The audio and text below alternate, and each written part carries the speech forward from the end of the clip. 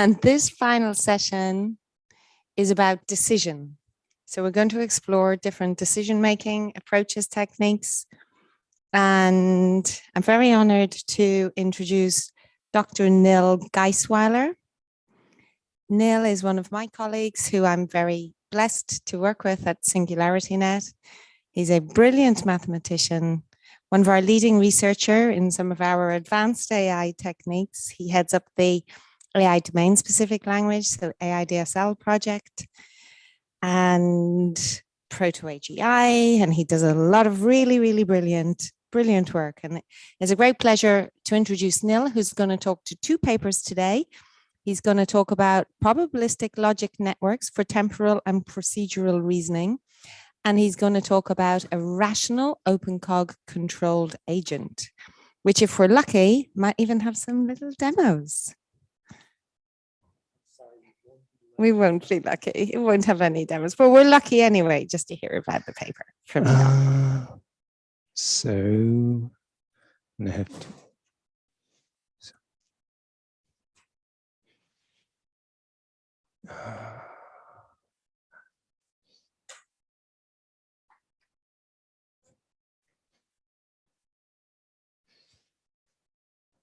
Okay.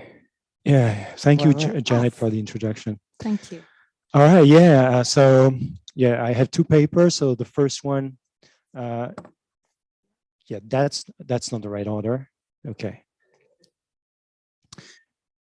Right. So I'm gonna present an extension of PLN for temporal and procedural reasoning.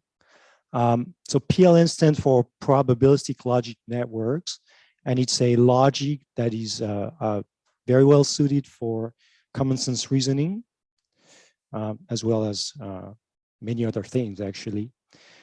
So I'm going to give a partial recall of PLN. So the basic objects we're going to work with are predicates, and we have connectors for these predicates. The first one is, so an important point is that we are working with predicates, but these predicates are actually probabilistic. So in which ways? Well, first of all, an evaluation over a certain value doesn't have to be just true or false. It could be a probability of being true or false. And in actuality, it's even a second order probability, which could be characterized by two values: a strength, which is a proxy for a probability, and a confidence, which is basically measuring how narrow the second order probability is around the probability. We can also, by the way, the equal sign with M, it means just measured by. We can also probabilitize a predicate, the predicate itself, which would correspond to the prevalence of this predicate to be true. And then we have the regular, this one is not regular. So we have implication, which corresponds to a conditional probability, or second order probability, should I say. And then we have the regular logic connectors, and or not. And on top of that, we have inference rules. So here's one, for instance, that can introduce an implication given data points. And here's another one that, given two implications, introduce a new one. So for instance, if P implies Q to some extent and Q implies R to some extent, then, well, to which extent P implies R? And that's what this inference rule is going to calculate. And here we have a formula, and this formula is, well, it's following more or less probability theory, well, except that we are in a second order, but other than that, it's basically probability theory. So now we want to extend that for to handle time. So what do we do? Well, we just add a temporal dimension as the last argument of the predicate. And then we introduce some connectors. So for instance, we have the well-known lag operator that basically is a temporal transposition of the temporal dimension. So it basically transpose from the left to the right. Another way to look at it is, well, I should do the opposite, right? Because from the left to the right, in other words, it brings the past into the present. Another way to think about it is that it brings a lens such that when you look through it, you see the past. And we have the lead operator that does the opposite. That is, it brings you a lens such that if you look through it, you see the future. And then we can expand connectors as well. So we have a sequential conjunction here, which is turned towards the future. We can have one which is turned towards the past. We can have an implication, a predictive implication, which is turned towards the future. And we have rules, inference rules for that. So for instance, we would have the temporal deduction, which is like a deduction, but with a temporal aspect. So if P implies Q in the future and Q implies some R in the future, then to which extent P implies R is what this rule is going to infer. And what we find is that such inference rule is actually equivalent to this inference tree here, which actually relies on deduction, which is non-temporal. So that's very useful because we already have a formula for that. So that gives us the formula for the temporal deductions. The premises are different, the conclusions are different, but the formula is the same. So we gain that. And we can go further than that. We can do procedural reasoning. So now the objects we're working with are cognitive schematics. What's a cognitive schematic? It's a triple of a context, an action, and a goal. And what it expresses is, given a context, if I take some action, then I'll reach the goal to some extent. And the action doesn't have to be a primary action. It can be a composite action, it could be an entire plan. It would still be called a cognitive schematic.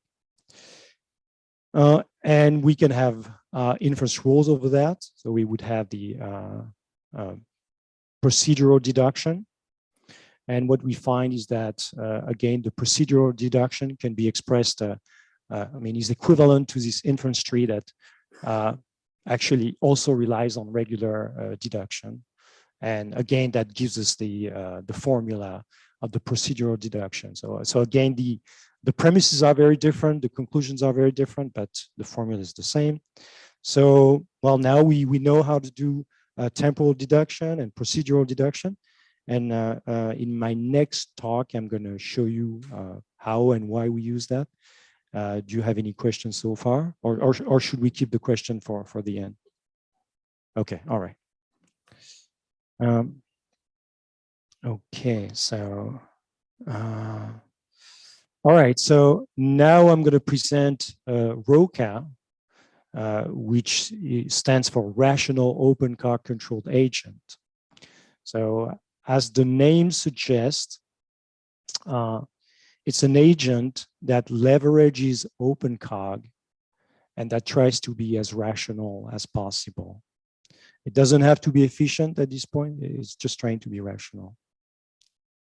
Here is the cognitive cycle of ROCA, and I'm going to walk you through that cycle.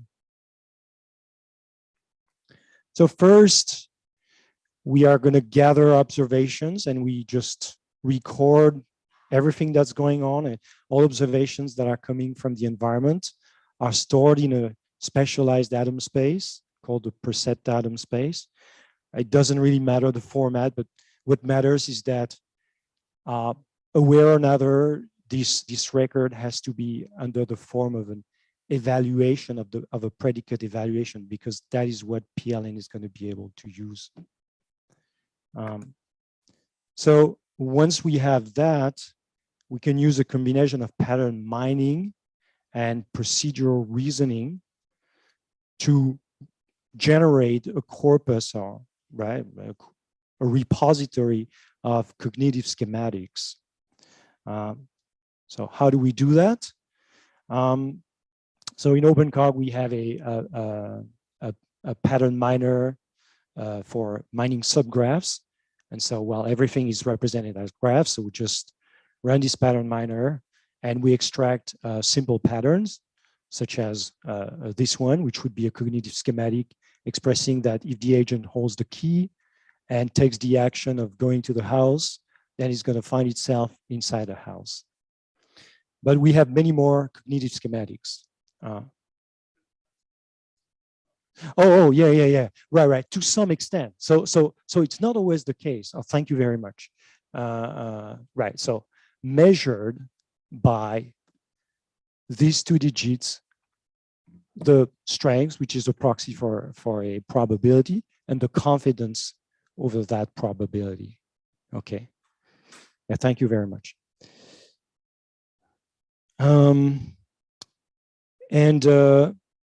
Right. Okay. But so once we have all these simple cognitive schematics, we can use reasoning to produce new cognitive schematics, more complex ones, using, well, procedural deduction and other rules, which I did not present. So for instance, here we have a cognitive schematic that expresses that if the agent is outside, outside the house, all right, and gets a key and goes to the house and collects a diamond, the agent's going to get a reward. And again, well, it's not always going to happen, but it's going to happen to some extent. Right. So the interesting thing is that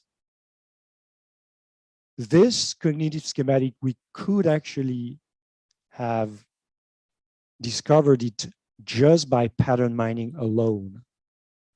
The problem with that, beside the fact that it's more complex, and so it's further away from, it's less reachable in the search space of patterns that we mine. But letting aside this problem, there's one even bigger problem, and this is that in order to find this pattern with a pattern miner, we need to have observed this pattern at least once. And well, I mean, already for that can be unlikely. For something more complex than that, that can be extremely unlikely. So what reasoning brings us is the amazing ability to make an educated guess about something that we've never tried. And so that's why it's so important. So now we're going to end up with a huge collection of cognitive schematics. And the question is, how are you going to turn that into action? So how do we do that? Oh, well, okay. So that's a slide just to explain that it's difficult. Why is difficult? Because first we have many, at any moment, many cognitive schematics could be applicable, and they can express contradicting things. So they can have different risk-reward profiles. They can even contradict each other. One may say, well, do this plan to achieve the goal. And another may say, well, actually, if you do this plan, you will not achieve the goal. And so how do we reconcile all these opinions? Well, so we use two things. We use a variation of Solomonov induction for second order probability distributions. And we use Thompson sampling over a mixture that we obtained from this Solomonov variation. And so what is Thompson sampling? So the idea is that you set an envelope over the possible world that you can be in. so a probability distribution. You pick one and you plan and act accordingly to that world. And you do that at every iteration. So what's usually happening is that you start with a very broad distribution. And so the agent basically doesn't know anything or doesn't know much and is trying everything. It's all over the place, trying everything and gathering knowledge and narrowing this distribution. And so as the distribution is narrowing, the agent is trying less, so it's less exploring and it progressively enters a mode of exploitation until perhaps the moment where the agent finds itself in a new world. And in this case, the envelope flattens again, or perhaps partially, etc. So basically what it offers is really a dynamical way to balance exploration and exploitation. All right, so here's a very small use case. So we have the agent, the rogue agent in a Minecraft environment. It's already very abstract. There are only a few actions, a few perceptions. So it's really a trivial environment, and it's not meant to be otherwise. And so the agent is going to start in full exploration mode. So it's just going to be all over the place, trying everything and recording everything that's happening. And so it's going to do that for about 50 iterations. Then it's going to enter a learning phase where it's going to run the pattern miner, reasoning, generate thousands, if not dozens of thousands of cognitive schematics. And then it's going to go back to a phase of acting in the world, where it's going to be able to use these cognitive schematics. And so what we found is that, well, it's able to discover the optimal cognitive schematics and plenty others. And overall, it's the performance are improving. Sometimes little, sometimes a lot. It depends on the random seed and various parameters. But so the interesting thing is, so if we keep looping, if we keep looping these two steps, it's going to keep improving. So that's great. But something that is not so great is that it's going to be slower and slower. So it's obviously, ideally, it's not what we want. We want the opposite. We want something that would be faster and faster. So what does that mean? The problem here, obviously, is that the agent is only getting more and more efficient in the world, but it's not getting more and more efficient in its own mind. And so that's really, that's the current limitations we have, and that is the direction of the future research, which is going to involve a number of things, including, for instance, attention allocation, and also a form of planning, not just in the outer world, but also in the inner world. Thank you very much.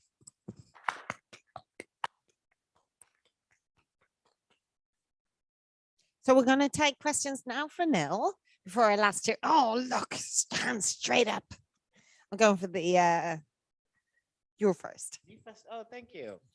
So I'm confused. How is this different from reinforcement learning? With the Markov decision process, and you're like doing exploitation versus exploration, learning a policy.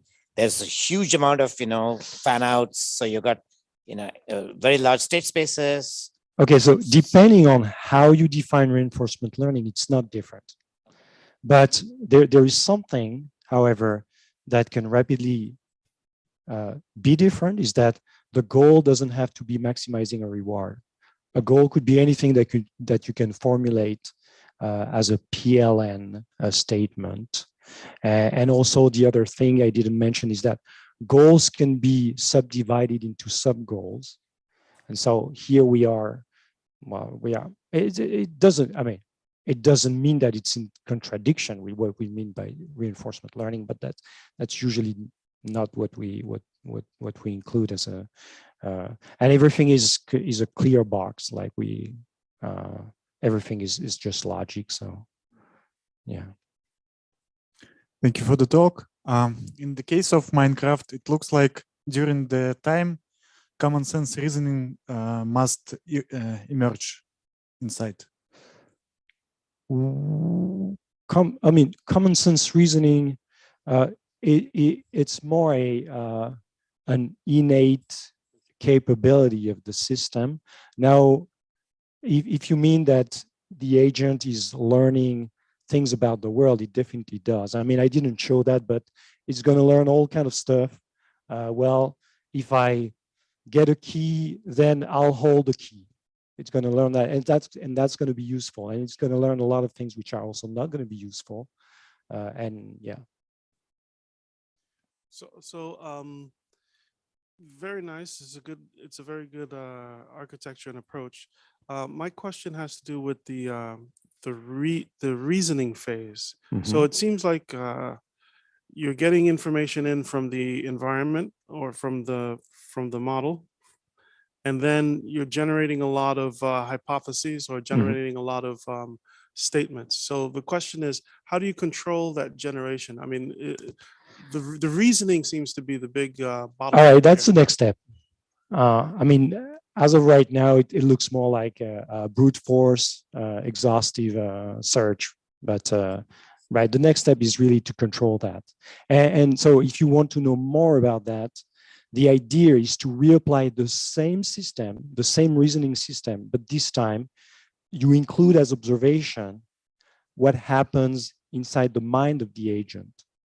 So for instance, if the agent takes a certain branch in the search space, then you record that. And if the path was successful, you record that. And so you can go from, then you can reason about that and discover rules, discover patterns, which are actually going to be cognitive schematics as well. And then you use these cognitive schematics to plan, as I said, in the inner world.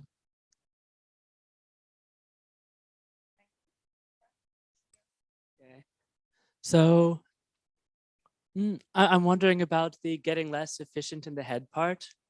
Like, are you going to do something like reasoning to figure out what the actually useful lemmas and rules are, and sort of pruning the rest that are easily deducible again? Yeah. That could be a way to do. I mean, among other things, yeah, that could totally include that. Thank you. And just as you were asking that question, we'd one in from the online audience. So Suru1, thank you so much for your question. Asks, first says, very cool. Yeah. And I agree, very cool. With your last point in mind, agent needs to get more efficient in its mind. Could this involve a new form of metacognition, considering society, time, place, etc.? Considering time, society, time, place. Society, time, place, etc. Yeah, I'm kind of bugging on that one. So a new form, well, it certainly would be new in the sense that it's totally underexplored. So it would be new in that sense. I don't know if it has to be new in a conceptual sense. Who knows? I don't know really how to answer that. So it could be a new form of medic. It could be. I guess is the answer. Yeah. For Suru1, the answer is it could be. So big thanks to Nil for these two inspiring papers. Thank you very much. Thank you. Okay, and we're on the final stretch. So next up I have Mayank Kejriwal is going to talk to us about, can language models be used in multi-step common sense planning domains? Welcome, Mayank.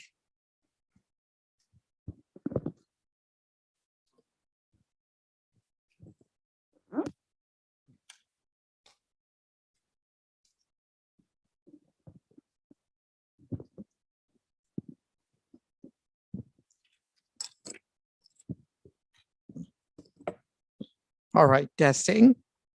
All right, great. Okay, so this is work done with my incoming PhD student Jishang, and he did most of the work. I will try to present it as best as I can. So I'll just start by saying a couple of things. So there are a lot of technical details in this work, and so if for formalism and other things, we do encourage you to read the paper. But I do want to, make a higher level point before we go into the work. So we deliberately frame the title of the paper as a question and not as an answer, because as it turns out, what we hope to convince you of is the answer is not is nuanced. It's not an unequivocal yes, and it's not an unequivocal no either. So we are not taking sort of dogmatic positions, on the language models. We just want to kind of show you what we found when we were doing this work. The second point is this was done pre-ChatGPT, pre-GPT-4. We do have some results since then that are not in the paper, but we were testing some of these models well before the generative model hype. So, this is not meant to be a ChatGPT or a GPT-4 kind of, paper. We want language models generally to be applied to the work that I'm going to show. So, even before ChatGPT, language models had achieved impressive gains on difficult problems of interest to I would say AGI. So not all of AGI, not all problems, but certainly some difficult problems of interest. So what you're seeing over here are leaderboards that were hosted and are hosted by the Allen Institute. And these are, Commonsense, machine Commonsense benchmarks from the natural language community. So you have things like physical Commonsense reasoning, abductive reasoning. HelloSwag has a lot of social reasoning, CSQA, and so on. This is just a brief snapshot. And even before GPT-4 and these kind of models, if you can see the very right-hand side, it's small, but it was approaching human performance. So human performance on HelloSwag was 95.6%. That's the fraction of questions that a typical human would get right. And the unicorn model that I believe was out of the University of Washington or Google, one of the big players, was 93.85%. So, this is kind of exciting, also a little bit, warranted for skepticism, right? Because, do these models really have common sense? And most people in the community would actually tell you no, so then the question becomes, well, then what's wrong, right? And why should we not trust the evaluation as much? But before I go into that, let me just quickly, and I've done this, once or twice in previous presentations, but for those of you who are not here, this is a slightly more technical slide than I've showed in previous presentations. So why study common sense? Well, first of all, it's been an important milestone in AI right from the start. So in fact, McCarthy was quoted in the 1950s as saying that it could be achieved with formal logic. I don't think that has turned out to be the case, although it is important. Formal logic is important in perhaps achieving this. And developmental psychologists who were brought up today in a couple of presentations actually agree that abilities to reason about a number of these elements emerge early in humans and serve as crucial foundations for later learning. We saw this today in the earlier keynote as well. Some abilities emerge pretty early. The theory of core knowledge, by the way, is this thing that you see here, objects, agents, places, number, forms, social beings. So it really does give a good sense of what we mean by machine common sense and what should be in machine common sense, hopefully, if it's achieved. And despite much effort over the decades, the problem has proven to be surprisingly difficult to crack. Transformer-based LMs have yielded promising solutions, but not achieved the machine common sense yet. And so here on the right-hand side, you see sort of a survey, a figure that comes out of a 2015 survey on machine common sense. It's pre-LLMs. So as you can see, a number of techniques had been tried, none of which really yielded the kind of performance on some of these benchmarks that LMs were able to achieve. So what's the problem, right? Well, first of all, the evaluation data sets have some severe limitations. One problem is that they're all QA benchmarks, so you give a question, there are some choices, you select the right option, and then you sort of count, how many questions did the model get the correct answer on. I mean, that's okay. That's not a bad first try, but we don't navigate the world that way, right? We're not talking to each other using multiple choice questions. There's a lot more to it than that. So there's a need to design common sense tasks that are more aligned with real world complexity. In hindsight, right, no one could have really guessed, pre-LLMs that the QA benchmarks would get crossed so rapidly. So the original assumption was these would be difficult to actually to achieve human-like performance. And for a while, it was difficult. The traditional techniques were getting 1% improvement, 2%, they were like 20, 30% below human performance. So it wasn't a bad first try. It's just that with the LLMs, those benchmarks got exceeded, but we feel that the machine common sense has not been achieved. So we need better benchmarks. One such direction that we are especially interested in, but also others, as this paper below shows, is multi-step planning. So given a goal and some everyday actions and objects, so this is the common sense nature, we are not making it abstract. We are expressing the actions and objects in an everyday fashion. In the earlier generation of LMs, we made to construct a multi-step plan fulfilling the goal. In this example, the robot is asked to put fruit in the box. And in the original training, there is actually a tray. So you can put the fruit on the tray and then take it to the cupboard, put it in the box. In this one, they remove the tray. And they want to see that, okay, if it's not given the tray, can it generalize a little bit? Can it apply common sense? And it actually does. It figures out that if you can't take Muhammad to the mountain, take the mountain to Muhammad. So, that principle is actually carried out here, where they take the fruit to the cupboard, then take out the box, put the fruit in the box, and then put it back. So actually, it was able to learn that from scratch, even when the tray was unavailable. So this was exciting. We wanted to take this work further, right? So we were wondering, how do we apply language models to multi-step planning? And we started looking for environments where we could apply language models to multi-step planning. We didn't want to build one ourselves from scratch, obviously. So we did find one, and this may not be the only one, but it has some really nice features of this environment. It's called Science World. And if you look at the original paper in 2022, it says Science World is your agent smarter than a 5th grader. We had a keynote today that is your agent smarter than a 2nd grader, right, on a different problem. This is a visual representation on the left-hand side. On the right-hand side, you kind of see more formally what it looks like, where it's small font, but basically there's a task description. You kind of have to, it's not, they don't say anything about the solution, that whether you should use language model or not. You can use whatever you want. But you basically have to pick actions and objects. So there's a limited set of actions. And in your environment, you can look around and you see what objects are there. And then you instantiate actions with objects. Then something happens. Then you get to re-observe the environment. And you keep on going till you hit the goal. And they have this partial scoring also on the side, but that is heuristic. Ultimately, you either solve the problem or you don't, by the end. So early results in the paper, so this is from the Science World paper, showed the environment posed a challenge. So both reinforcement learning, which is this DRRN that you see in the second column, and the language model-based methods, which are the last 3 columns, proved to perform badly when asked to solve tasks end-to-end, but the metric was 0, 1. So either the task is solved, so you do all the steps, you have a valid trajectory to the goal, or it isn't. It could be that you solve everything all the way till the second last step, and then something goes wrong, and that would still be a 0. And so we felt that that even though this is a good metric, it's too simplistic and or too ambitious. Certainly there should be metrics complementing it to see that, okay, can we give partial credit to systems, and what happens if we give partial credit? And what's nice about the benchmark, by the way, is that it's open source, so anyone can play with it. You see a lot of there's a lot of diversity, as you see in this table, right? So there are lots of different simple experiments, and there's a large set of actions, relatively large set of actions and common sense objects. So it really is a very nice environment without being too intimidating. So what we proposed was to decompose the task into multiple subtasks posed as question answering problems. So we know that the language model was doing very well on question answering.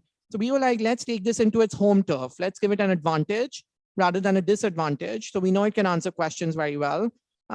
What if we break up this problem into multiple question answering problems, and then what happens? Is it able to do okay?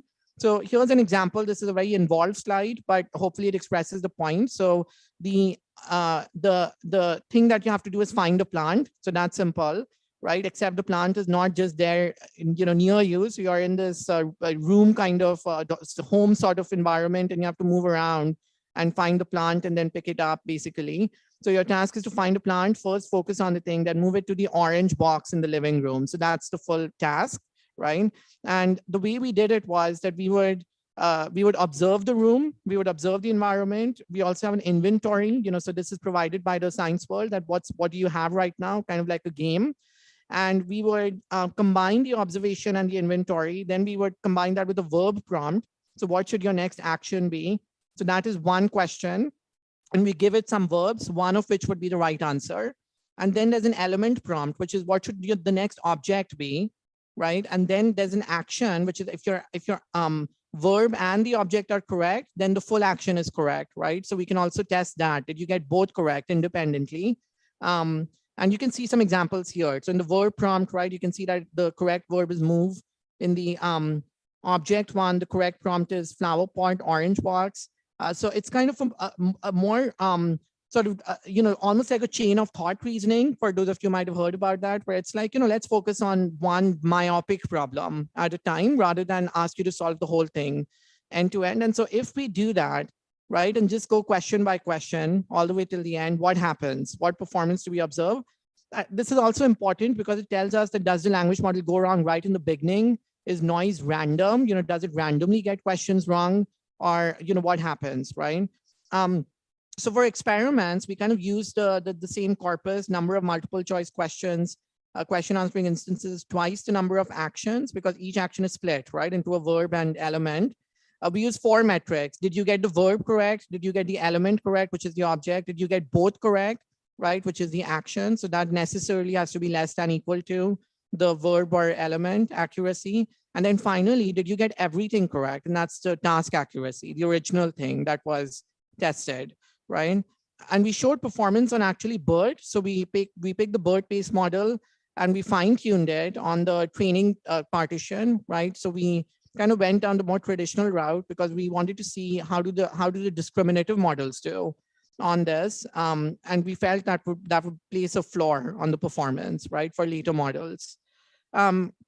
So just going quickly over this, I'll just point you to some of the key highlights. So if you look at this table, right, what we find is that when it comes to the verb and the element accuracies, the numbers are quite high, right? So if you give it a set of choices and you give it the observation and you ask it that here's the goal, here's what I'm seeing in the room, here are some options, choose the right verb, choose the right element, it actually does get that correct. So it is kind of understanding a little bit of what it's supposed to do, at least myopically.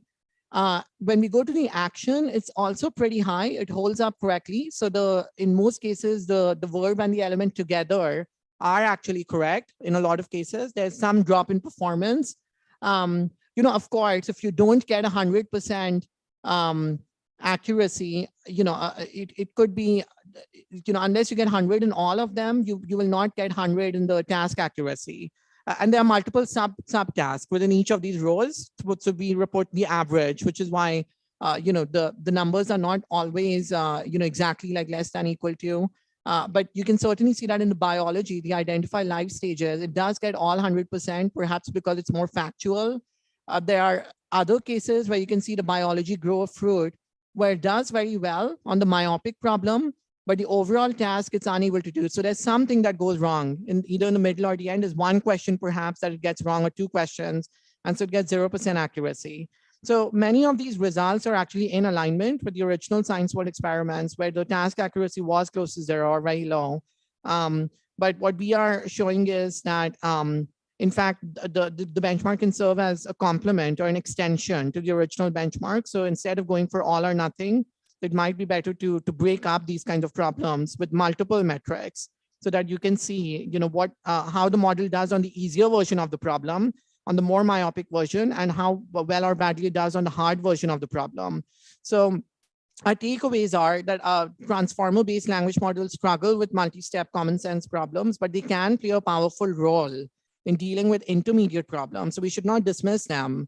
so easily, they can actually play a role in solving some easier problems along the way. And then maybe we need something else to combine the intermediate solutions into a full solution, maybe a hybrid system. But what we found is that certainly in GPT-4, we did try some of these science world tasks, and we found that it's able to achieve even very high task accuracy. So even this problem kind of fell, like several others, in the sense that GPT-4 was able to give us plans for many of the science experiments. Many of them were in fact perfect. There were some where it made mistakes. So one caveat that we note is that the proposed benchmark is derived using the gold standard solutions, right, in the original benchmark. So usually there's one gold standard solution, but the nature of this task is that there could be others. So it might ignore, so these should be treated as floors, not as ceilings, the numbers you saw. So some of them might be correct, but it's not aligned with the gold standard. So it's treated as wrong. And so there are many avenues for future work. I mean, the one thing I do want to point to is that rather than finding problems with the language models all the time, right, if I may, I think it's perfectly fine to treat it as a tool. We can all agree that it's a useful tool. But, we can dismiss it as an AGI system. We can say that it has all these problems, but as a tool, it is very useful. And what we try to do is to find the places where it can play a useful role as a tool, right? And because there's the accuracies and performance on many realistic problems are truly astounding. And then at the same time, we also want to figure out the right methodologies for evaluating these models. Sometimes there's a negative bias, like an all or nothing. Sometimes there's a positive bias, right? As in the original question answering benchmark. So I think nuance is really important when we are evaluating these systems that we don't fully understand, and we should not dismiss them, nor should we hype them, but we need to take a more scientific view of how we evaluate them. So on that, I'll just show you my references with Q&A, and if you are more interested in some of the formalism and technical details, please do see our paper.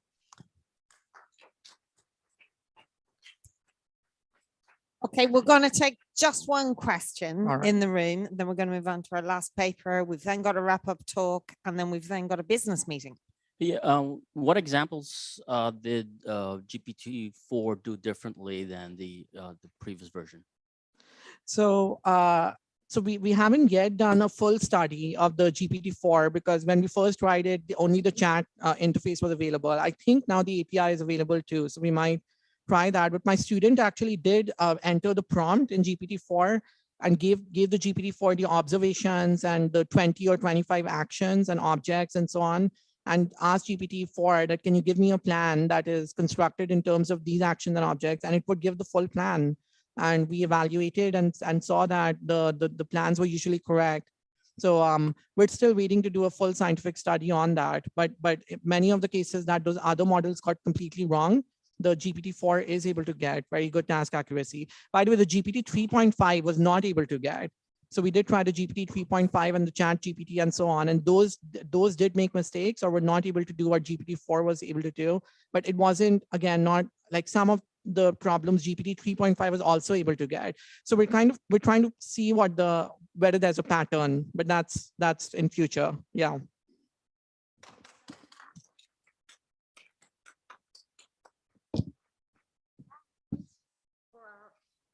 For our culmination paper for today's presentations, and indeed the formal presentations of the whole conference, I'd like to welcome Ali Beikmohammadi to discuss comparing NARS and reinforcement learning, an analysis of ONA and Q-learning algorithms. Thank you, Ali. Take it away.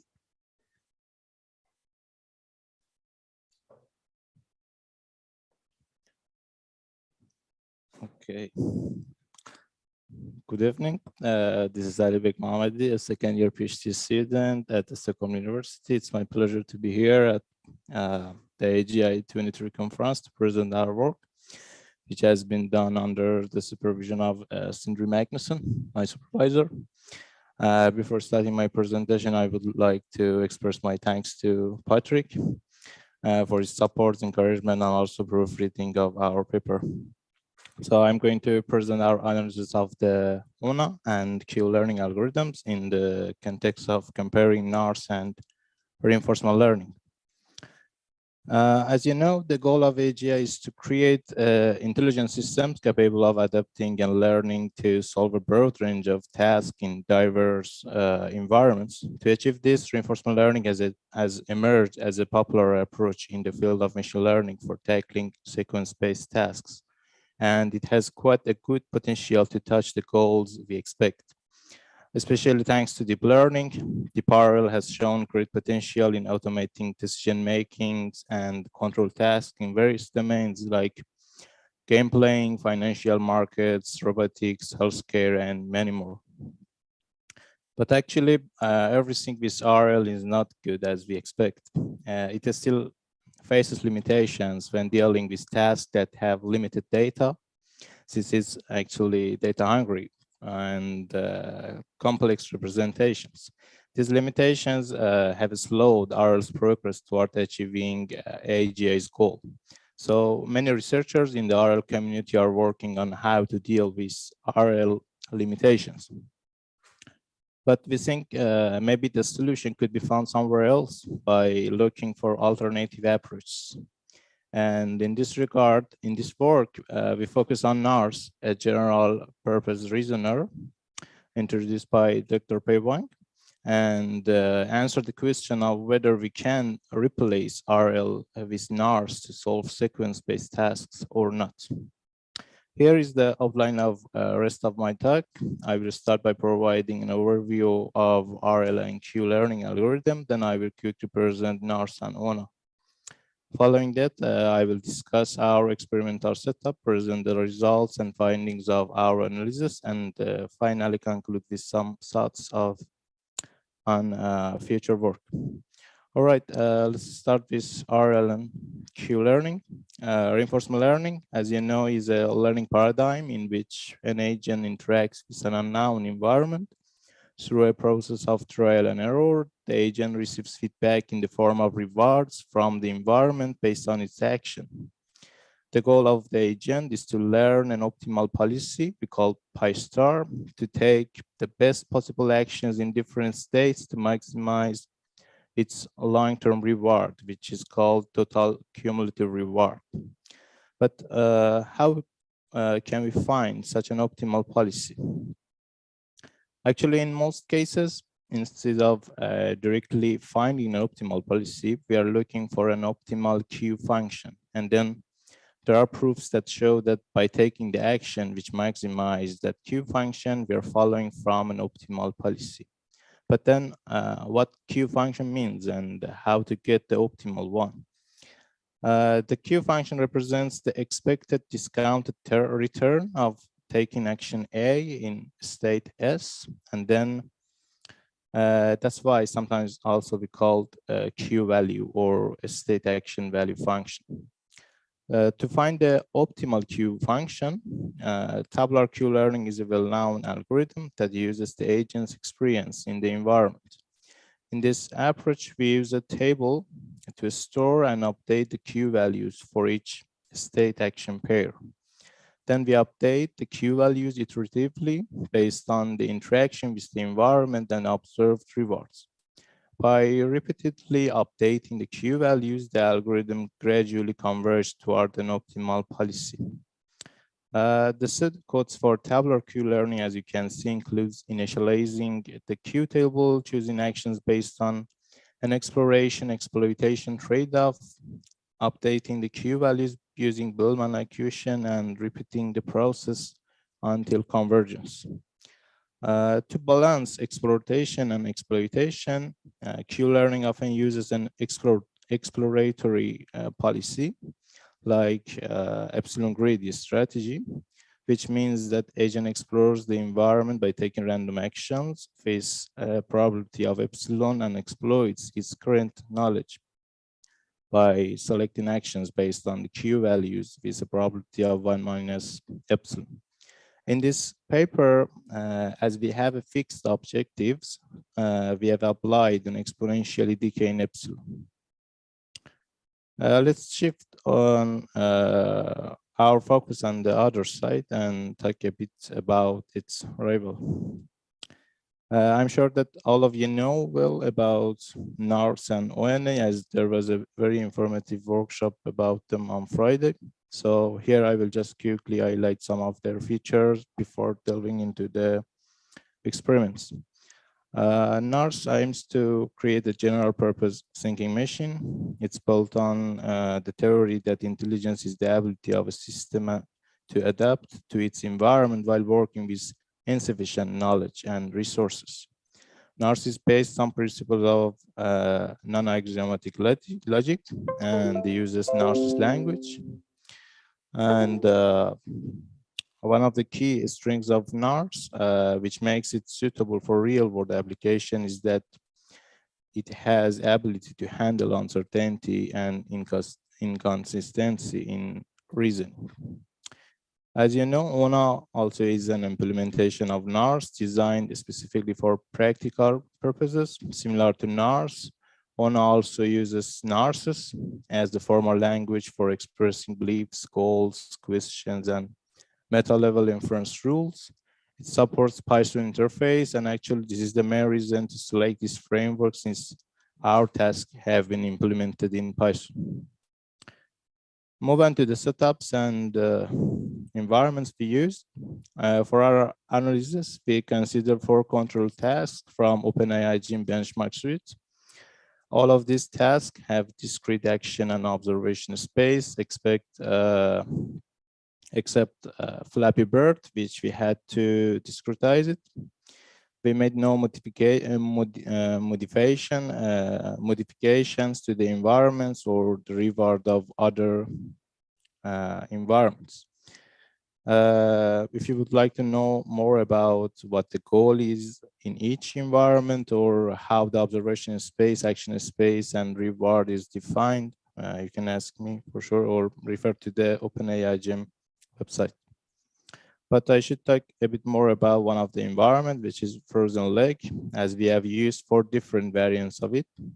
First of all, we have it in 2 different sizes to see how a bigger observation space could affect the algorithm's performance. And also, I want to highlight the slippery feature in the environment. This feature allows for a non-deterministic environment, where the agent has a probability of 1/3 to move in the planned direction and an equal probability of 1/3 to move in either perpendicular direction. We find this feature also interesting as it allows us to observe how algorithms perform in non-deterministic scenarios. We performed a grid search to tune the hyperparameters. We ran each combination 10 times and reported both average and standard deviations for the best one among all tasks. QLearner uses reward, while ONA receives a specific event open task completion. You can see also selected hyperparameters for both approaches in this slide as well. But the exciting part, result and discussion. We have monitored average reward, average time steps to evaluate the performance of both algorithms, ONA and QLearning. As shown, the performance of both algorithms highly varies depending on the task. And interestingly, ONA outperforms QLearning in solving non-deterministic problems, which is very interesting. Here we have plotted also cumulative successful episodes, average time steps, and I want to emphasize that their performance degrades hugely when the observation space of the problem increases, as you can see for frozen lake. But ONA's performance is most robust against increasing the observation space compared to QLearning, which fails to learn using the same setup. Here we have cumulative random action plots to see how the agent tries to explore the environment. In the case of QLearning, the agent's exploration is independent from the environment. And as I said, the frequency of taking random action is set by the parameter epsilon in QLearning. So as time progresses, epsilon decreases rapidly which impacts Q-learning's ability to solve problems, especially in case where good policy haven't been discovered or the environment's goal is changing. The low variance in Q-learning shows that the agent's decision is unaffected by changes in the environment across different trials, which is bad. But on the other side, for ONA, we can see that it behaves differently in different tasks, which shows its exploration is dependent on the task, which is quite interesting.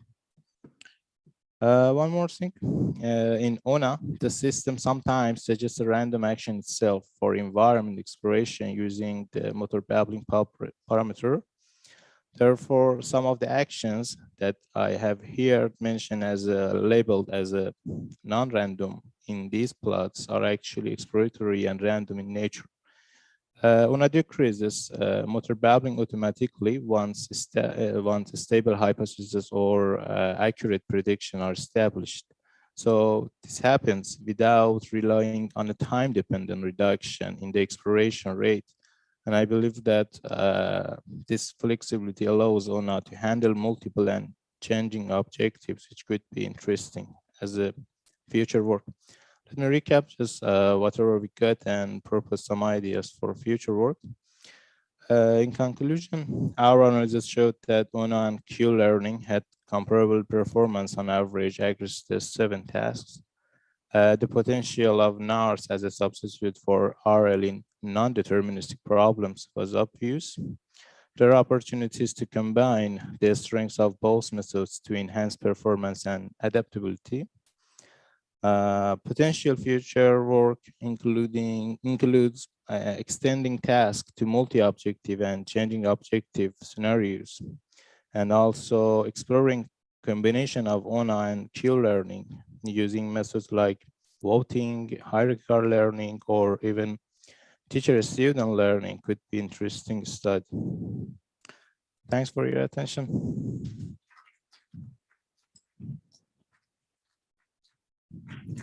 Thank you, Ali. Brilliantly done. And within your 15-minute allocated time slot, which is very impressive.